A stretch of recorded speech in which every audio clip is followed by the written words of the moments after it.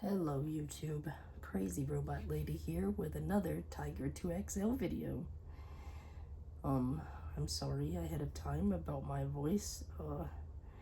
I am sick. I've got something, a cold, flu, I don't know what. But anyway, today's story is Mayhem in Metropolis. And let's join Superman.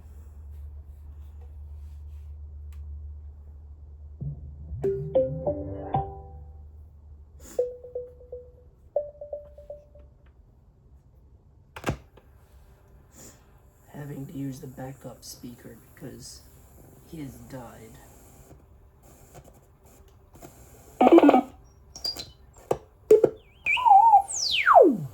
Thank you for turning me on. I am your host and constant companion, 2XL. Today, I have a very important mission for you.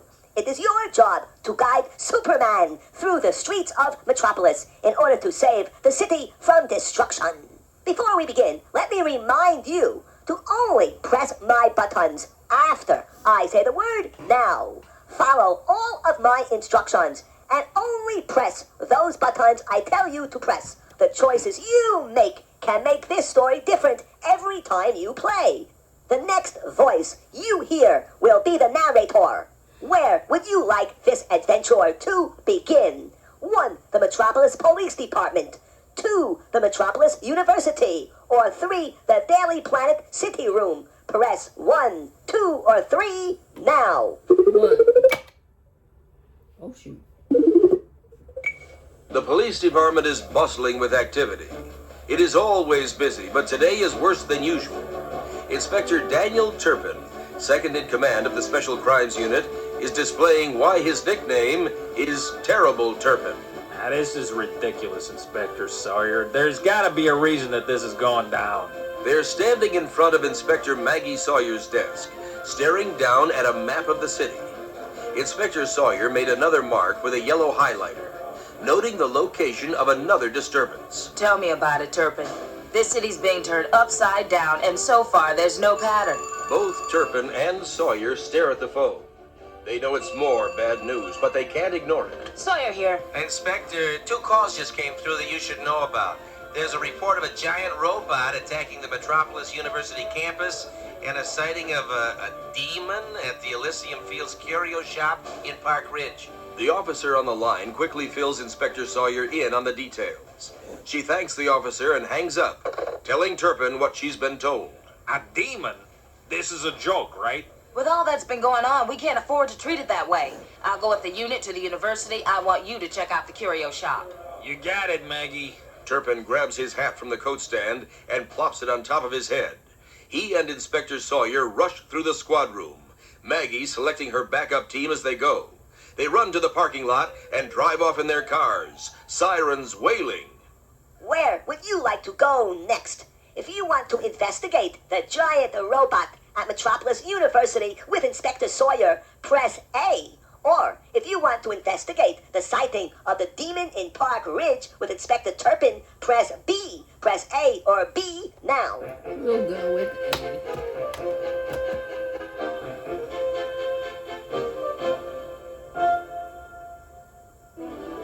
Inspector Sawyer arrives at the MetU campus just ahead of the SCU van. Within seconds, she was directing her troops. Do not open fire unless I give the order. We want to make sure that there are no civilians in the line of fire. Jimmy Olsen, photographer for the Daily Planet, arrives just after Inspector Sawyer and immediately begins taking photos of the giant robot, destroying the student union. Inspector Sawyer is a tough officer with a reputation for getting the tough jobs done. She has served the police department with distinction for many years.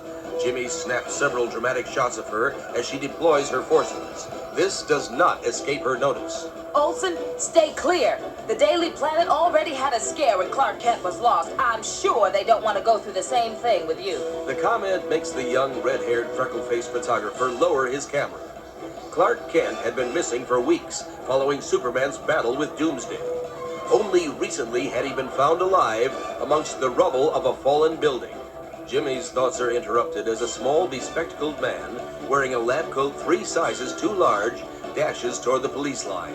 You must be careful. That robot is virtually indestructible. Who are you? I'm Professor Schuster. I created that robot with some of my graduate students. It was designed for mining in places too dangerous for humans. Can you shut that thing off? Don't you think I've tried? Someone else is controlling it. They've overridden its programming. I can't control it. The robot is 15 feet of polished steel destruction. Picking up a slab of concrete, it throws it at a nearby police car, crushing the vehicle. From behind the car, Officer Schwartz turns to his superior officer. Inspector Sawyer, don't you think we should open fire on that thing? What do you think, my friend? Should the police, 3, hold their fire against a giant robot, or 4, open fire against it? Select 3 or 4 now. He says it's indestructible. What use would it be to fire on it? 3.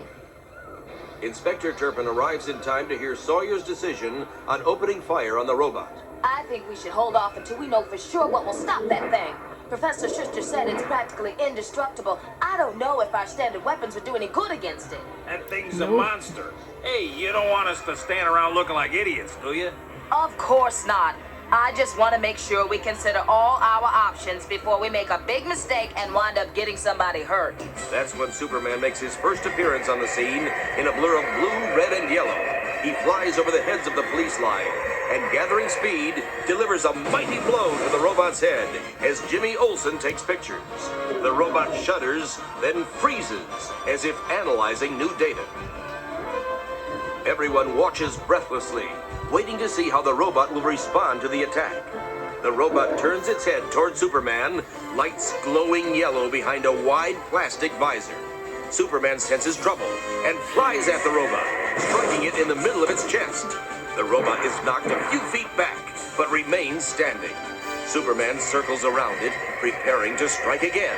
This time, as he speeds toward the robot, it raises one of its hands and swats the Man of Steel away like a gnat. Superman is tossed through the roof of a maintenance shed near the line of police cars. Moving with slow deliberation, the robot closes in on the ruined shed where Superman lies. Take cover, everybody. If Superman can't stop that thing, then we haven't got a chance. You're not giving up, are you? Of course not, Jimmy. Turpin, get me the bazooka from the van. What happens next? 1, Inspector Sawyer fires on the robot with the bazooka.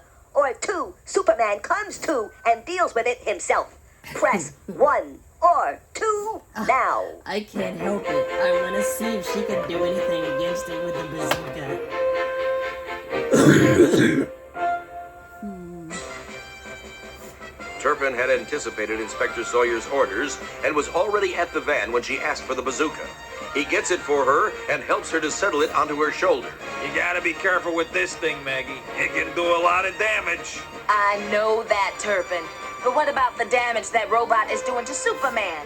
We lost him once. I'm not gonna let that happen again.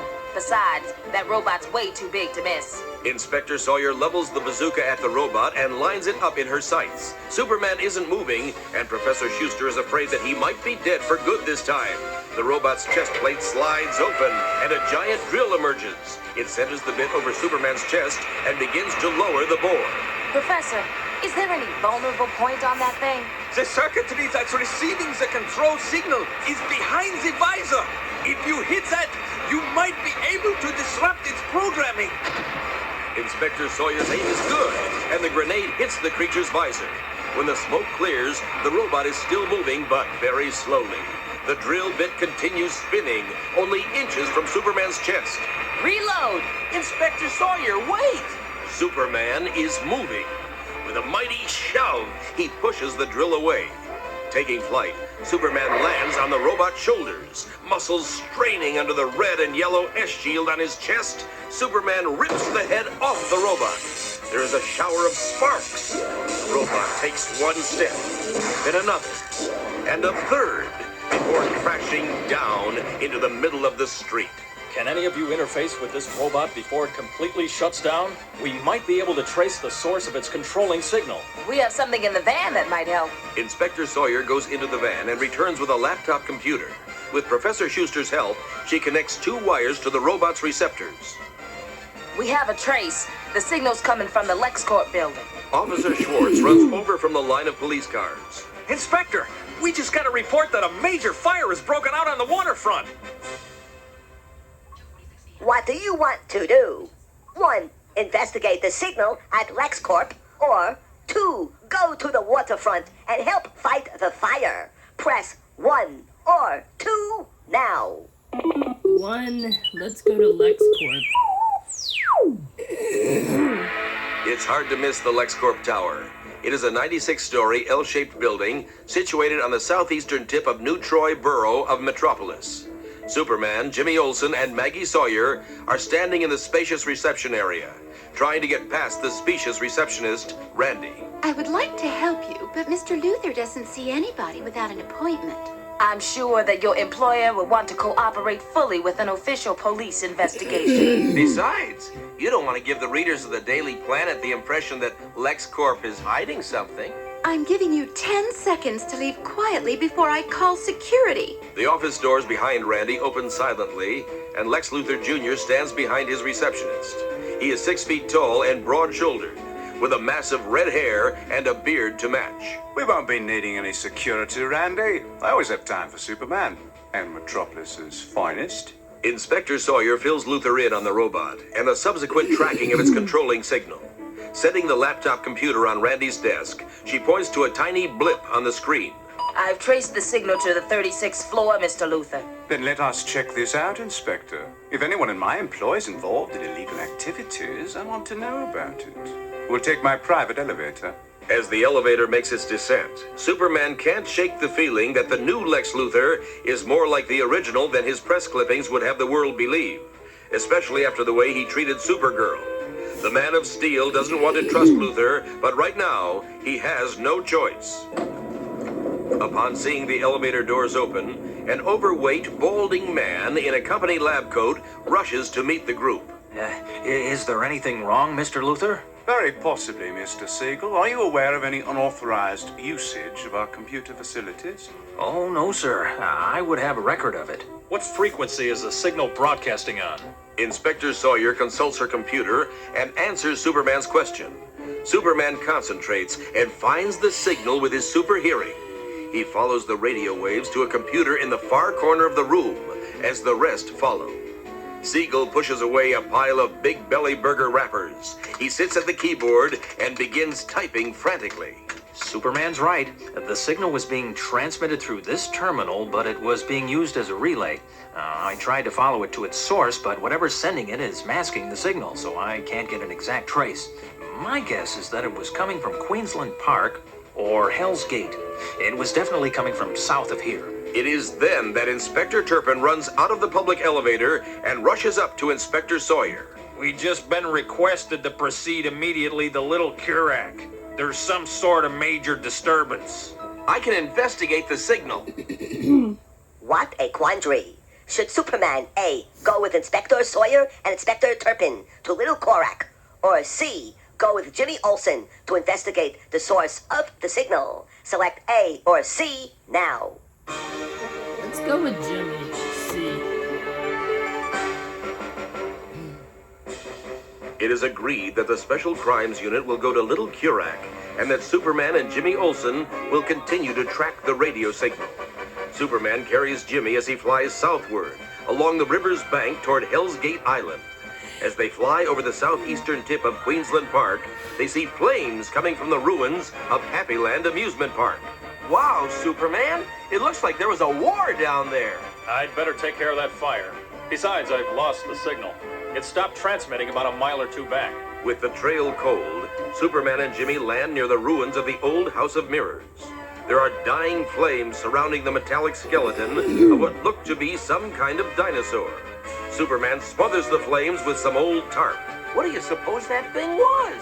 One of Thaddeus Kilgrave's inventions. He must have left it behind after he and the Toyman attacked the park.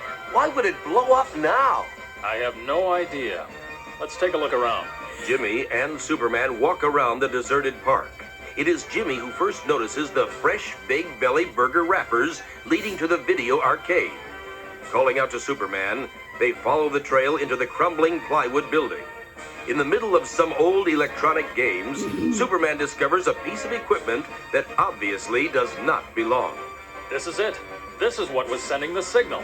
Superman and Jimmy are about to intensify their search when the screens on the video games crackle to life. With loud hisses and pops, the monitors all begin to show one face, Mr. Mixia's Pidlick. Hello? Hello? Look who's back. Please, please, no applause. Your eternal gratitude is enough. Mr. Mixia's Pidlick's leering face peers from all the monitors at Superman. His white hair and purple derby look ridiculous, but they hide the true nature of the being from the fifth dimension. Now, I suppose you're wondering why I called you here. I expect you have another little game you want me to play. Right the first time, give that man a prize. From out of nowhere, a cream pie appears and hits Superman in the face before he can react. Probably not the kind of prize you had in mind. But hey, I'm a sporting man. You want me to go home? All you have to do is find me and tweak me on the nose. Of course, I'm wearing a brilliant disguise to make it a little more challenging. But I'll give you a little clue. I'm hiding within the city limits, yes? In the meantime, I'll continue to have my fun with the town. I suspect that gives you a week to find me until there's nothing left of Metropolis. Oh, yes, and there's one more rule. You may tweak only one nose during the course of the game, or else I get to stay on Earth. Choose well. With that, the video arcade monitors go blank. Superman finds a towel and wipes the banana cream pie from his face as Jimmy Olsen scouts around. Superman, look at this. It's a bunch of credit card receipts. They're recent, too, and they all belong to Trip Masters. They're paid to the Elysium Fields Curio Shop. I know Trip Masters. He was a lieutenant in Intergang. He was never indicted, but I've heard he's been trying to put a gang together in Hell's Gate. What would you like them to do? Listen carefully. Press A if you want them to follow Trip Master's trail. Or B if you want them to go to the Elysium Fields Curio Shop. Okay, pick up your finger and press A or B now.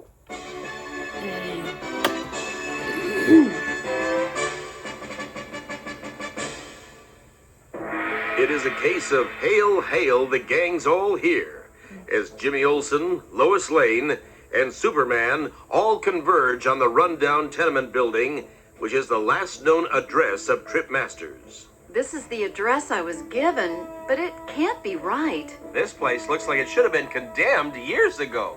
Let me check it out first. Without moving, Superman checks out the building using his X-ray vision. He finds one person on the top floor. There is someone up there. I can't be sure, but he looks like the picture I saw in the files at the Daily Planet. We'll check it out, but stay behind me. The man I saw had a gun with him. Superman leads the way into the building.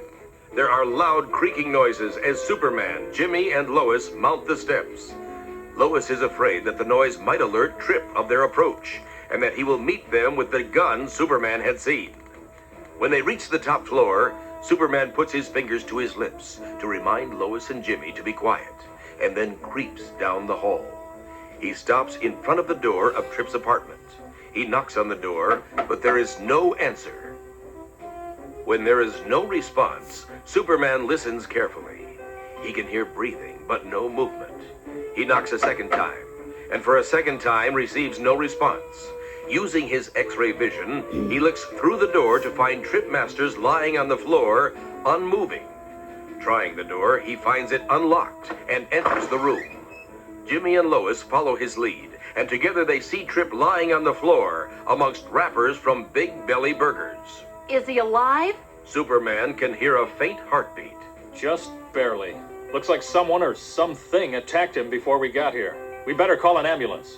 Lois heads immediately to a phone in the living room and dials 911. Meanwhile, Jimmy and Superman scan their surroundings. There are Big Belly Burger wrappers cluttering every flat surface. When Lois hangs up, she notices a paper bag labeled Elysium Fields Curio Shop. Within it, she finds several books on the occult. Hey, look at this. Another connection to that curio shop in Park Ridge. I'll bet you anything that that's where Mr. Mixia's Pidlick is hiding. Everything we've found leads there. Which makes it awfully easy, doesn't it? Well, we'd probably better check it out anyway. It is our strongest lead. They are about to depart when they hear an old woman scream for help out on the street. They rush out of the building to find the hysterical woman pointing up a tree. What's the matter, ma'am?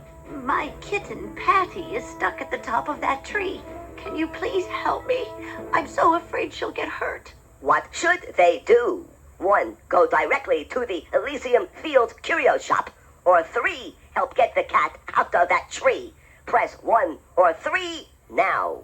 Get the cat out of the tree. Why not? I'll be happy to get your cat out of the tree for you, ma'am. Lois watches as Superman flies to the top of the tree, once again remembering why she loves him. Superman reaches the highest limb, where the calico kitten is mewing pathetically. Don't worry, little one. No one's going to hurt you. Superman reaches out for the kitten, who shies away from his touch. What's the matter, little one? The kitten points with her nose toward the end of the branch. Superman follows her gaze to notice a black box partially hidden by the leaves. He picks up the box to examine it. It has 2 buttons, one red and one green. He wonders about its origin, but puts the thoughts aside to concentrate on the kitten. He gently lifts the kitten and cradles her against his chest. Returning to the street, he gives the kitten back to its grateful owner. The old woman walks away, chattering admonitions at her kitten. Superman shows the box to Lois and Jimmy. What is it? I have no idea, Jimmy. Superman uses his X-ray vision to examine the inside of the box. He finds electronic circuitry, including a computer chip with a LexCorp logo. I don't want to press either button until we know for sure what this is. But I don't think it's any kind of weapon. I think we might be able to learn more from Lex Luthor. This was made with components from his company. What about the curio shop? We'll come back when it's open. Let's investigate this now. Superman flies them to the LexCorp tower, where Randy the receptionist quickly alerts her employer of their presence outside his office.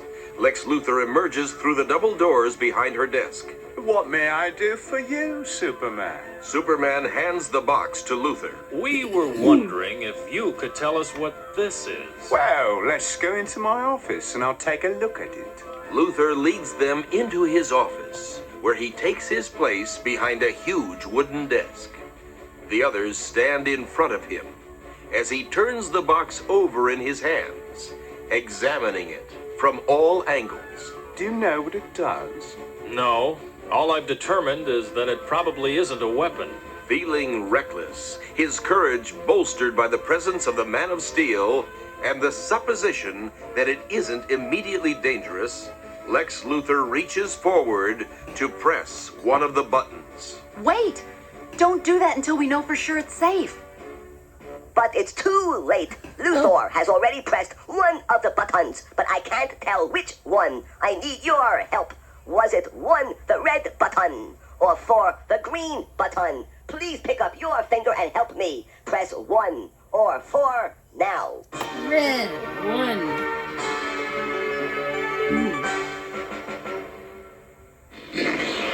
What the devil? Where are we? There was a bright flash of light and a cloud of smoke as the red button was pressed. And now Lex Luthor, Jimmy, Lois, and Superman are no longer in the LexCorp tower. In fact, they have no idea where they are. The box must be some kind of transport device. But to where have we been transported? The smoke clears, and Lois is the first to recognize their surroundings. This is a Big Belly Burger fast food restaurant. Everyone studies their surroundings and realizes that she is right. They are in the main dining area surrounded by preformed, primary-colored plastic chairs and tables. There's a counter to place orders and a kitchen behind that. There is only one thing missing. Where is everybody? There are no employees or customers in the restaurant. Lex Luthor sighs and points at the banners hanging in the window. The first reads, Grand Opening next Sunday. The second, hanging just below the first, reads, Big Belly Burger knows you want a lunch break. Burger, large fries, and soft drink, only $1.99. That explains why the place is empty. But why were we brought here? It is Superman, using his X-ray vision, who supplies the answer. There's a giant laboratory under the restaurant, and Alphonse D. Crispin is down there. He must have had a second transport box when he jumped out of the window at LexCorp. It looks like he hid all of Kilgrave's equipment down there. That certainly piques Luther's curiosity. For Kilgrave, while dangerous, was a genius. The inventions that Crispin is hiding could be worth a fortune. Then we must go down there and apprehend that madman before he causes any more damage. Or hurt somebody. Maybe I should go down by myself to make sure none of you get hurt. I think not. We already know he hates you. Maybe one of us can talk some sense into him. Lois and Jimmy agree with Luther, and the four of them quietly descend the stairs to the basement where they find Crispin, sitting at a workbench wearing a headset. So caught up in the music to which he's listening, Crispin does not notice them approach. Jimmy Olsen gets within arm's reach of the man and begins to reach out for his nose. I'll bet you anything that he's Mr. Mixyas-Pidlick. Wait, Jimmy. We don't know that for sure. What do you think, friend? Is Alphonse D. Crispin really Mr. Mixyas-Pidlick? If you think so and want Jimmy to tweak his nose, press 3. If you don't think that Crispin is Mr. Mixyas-Pidlick and want to stop Jimmy, press 4. Remember, you may tweak only one nose, so choose carefully. Press 3 or 4 now. 4.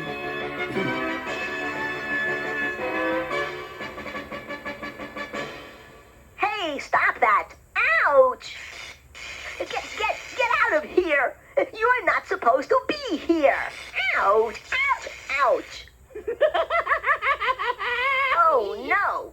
Mr. Mixyas-Pidlick has invaded my programming. He's fiddling with my memory banks, and he's not going to let this adventure continue unless you answer all of his trivia questions correctly. Be careful, friend. I don't know what he's going to do if you don't answer all of his questions correctly.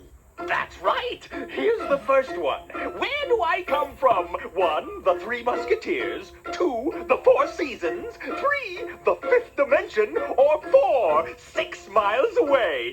Select 1, 2, 3, or 4 now. 3.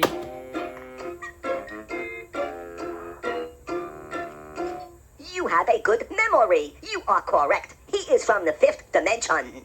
Uh-oh, he's coming up with more questions. I think he's a little upset. That's right, and I'm not a nice person when I'm upset. I'll have to give you a harder question this time. What did Superman have to do to make me go back home the first time I came to Metropolis? 1, make me speak or spell my name backwards. 2, paint the White House green. Or 3, eat 100 banana cream pies. Select 1, 2, or 3 now. 1.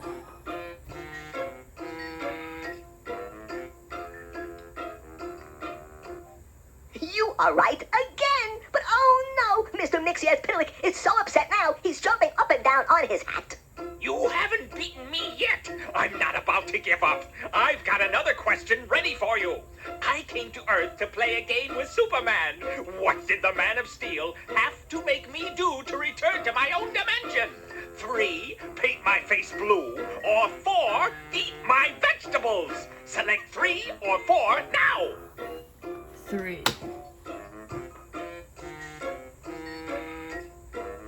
Razzle, frizzle, nazzle, bugger, sargle, biting, nigga, door. Paint his own face blue is right. You are right again. Oh, I am so impressed. I am so impressed. But Mr. Mixyas-Pidlick is getting real close to my memory banks. I hope that we can turn him back. Maybe if you get this next question right, he'll finally go away. Live in hope, die in despair. That's what I always say. But maybe I'm lying. What human taught me how to lie? A, Lois Lane. B, Clark Kent. Or C, Lex Luthor. Select A, B, or C now. C.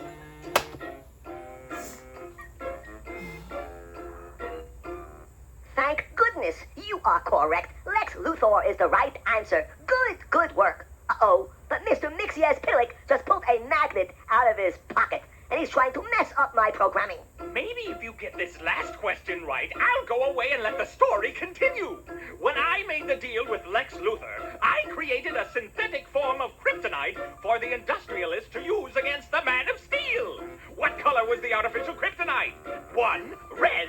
2, green. Or 3, yellow. Select 1, 2, or 3 now. I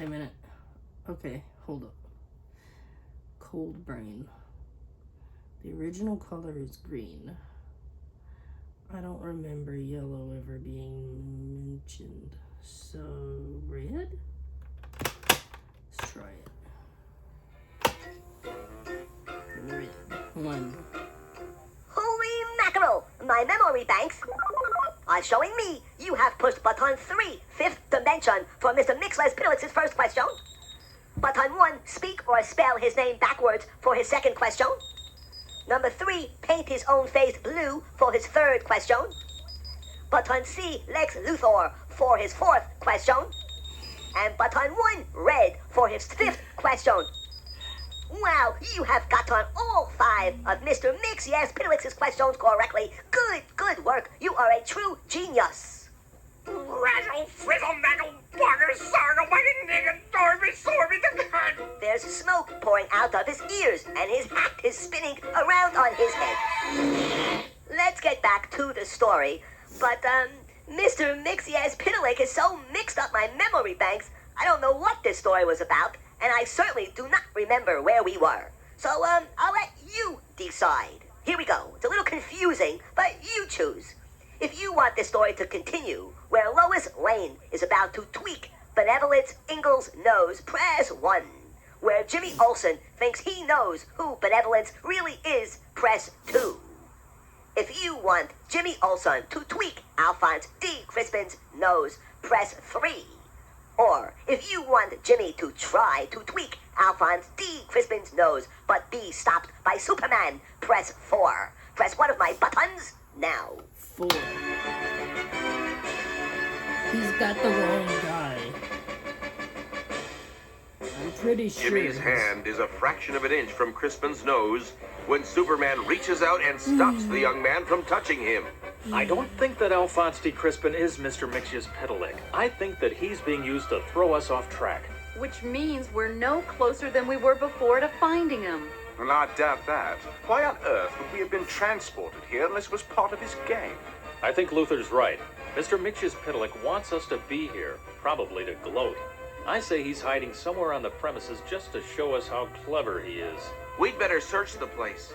What about Crispin? There's our answer now. The group moves into the dining area to see Inspector Maggie Sawyer and Inspector Dan Turpin getting out of their car in the parking lot. They rush to the door and enter the restaurant. What brings you here, Inspector Sawyer? Inspector Turpin and I received an anonymous tip that Mr. Mix-Yes-Piddlex could be found here. The rest of the Special Crimes Unit will be here soon.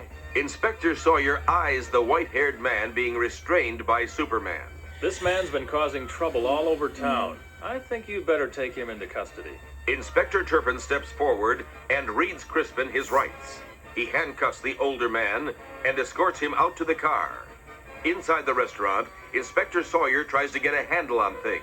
So Crispin's not Mr. Mix-Yes-Piddlex? That's the consensus. Then who is? We don't know yet. Inspector Turpin, having left Alphonse D. Crispin in the car, re-enters the restaurant.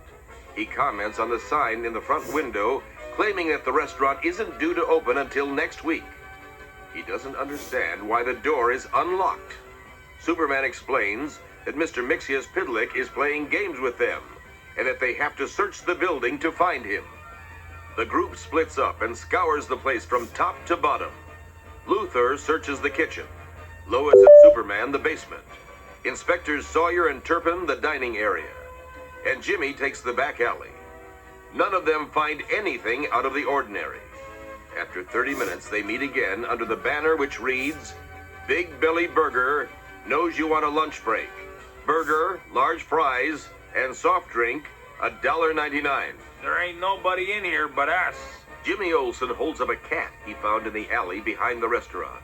It is a large alley cat with one eye that squints. It tries to scratch Lois when she reaches to pet it. I found this cat out in the alley. You don't suppose he's Mr. Mix-Yes-Piddlex, do you? Good grief, this is getting complicated. Yeah. What do you think? Press A if you think they should keep looking. Or press B if you think that Mr. Mix-Yes-Piddlex is the cat. Press A or B now.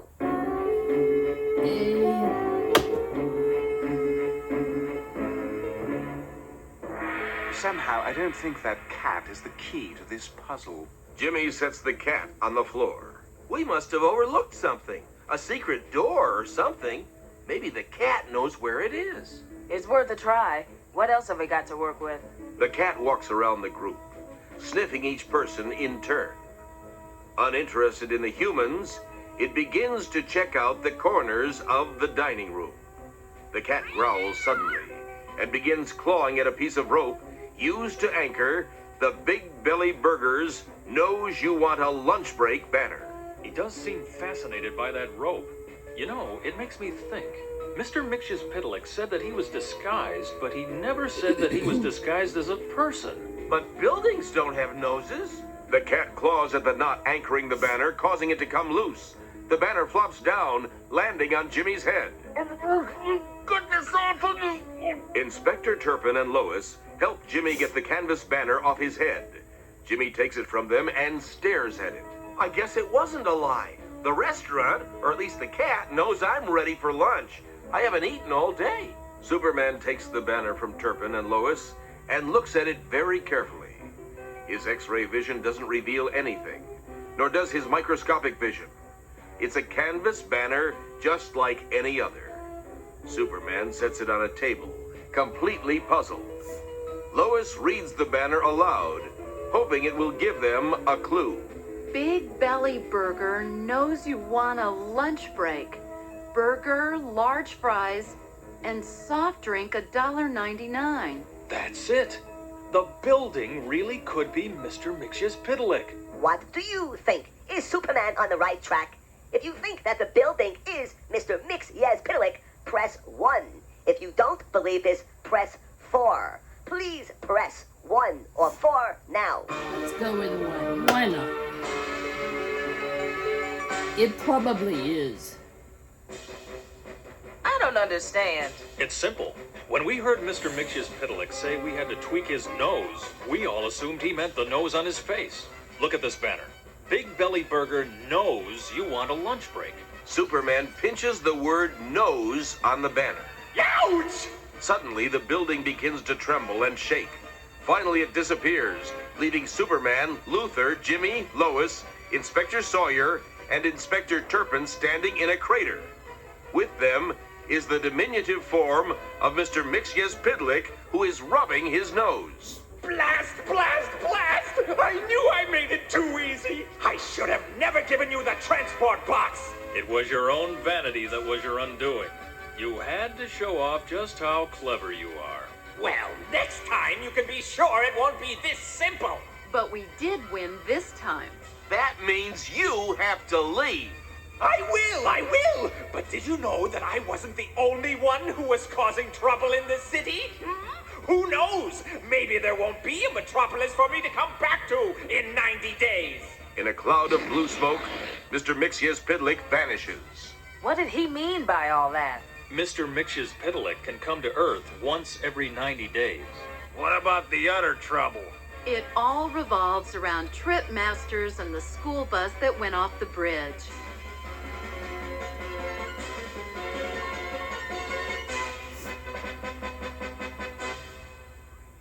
That's right. Did you know about that? If you don't, you'll want to play the tape again, because there's another major villain hiding in the streets of Metropolis. However, let me congratulate you for finding Mr. Mixyzptlk. You did an excellent job in unmasking that troublemaker. I knew you could do it. You are a genius. Anyway, I still have a lot of secrets and surprises hidden in my memory banks. So if you play this story again, you will find many, many new characters and surprises. Remember, the next time you play this program again, press different buttons and I will change the story for you. Okay, thank you very, very much for playing this story with me. I really appreciate your cooperation. Please turn me off now. Okay, guys. I hope you enjoyed this video. There are so many little pitfalls and puzzles and things in this program. I've never actually caught Crispin, Alphonse D. Crispin, and I only recently figured out the path to catch Mixyzptlk. So, this has been fun, and, you know, with these tapes especially, if you mess up somewhere, it's not like you can play the level over. You have to go all the way back to the beginning and start over. It's crazy. Anyways, I hope all of you enjoyed this video. As usual, like, subscribe, comment, click the notification bell so you will know whenever I upload new content. God bless, and I will see you in the next video. Oh no, the battery's low. Oh, lovely. Oh. Speech on. 20% back. Low power mode. Close. Button. Stop recording video. Button.